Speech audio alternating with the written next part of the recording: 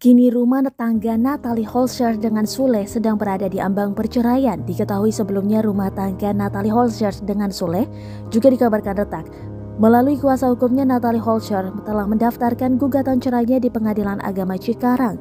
Natalie Holscher pun akan melakukan sidang mediasi pada Rabu 20 Juli 2022 mendatang. Dikutip dari Kompas.com, keduanya sudah saling mengenal sejak lama. Mereka memiliki latar belakang pekerjaan di dunia hiburan.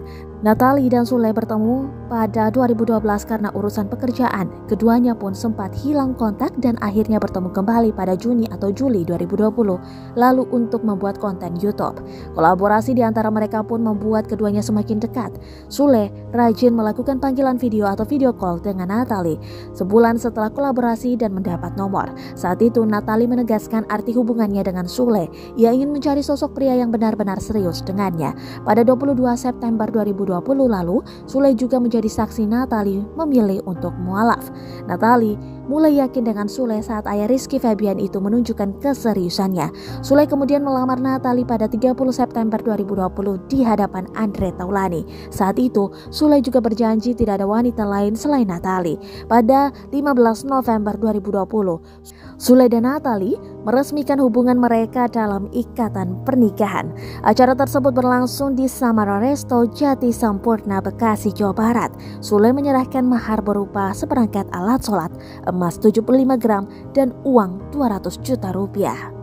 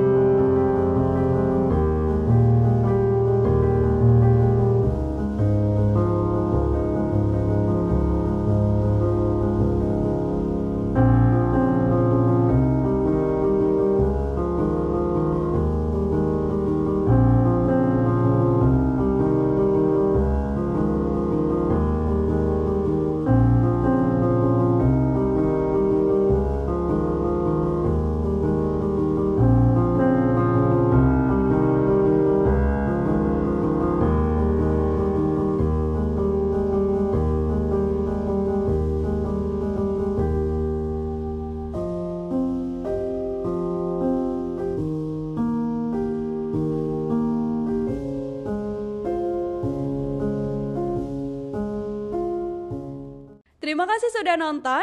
Jangan lupa like, subscribe, dan share ya.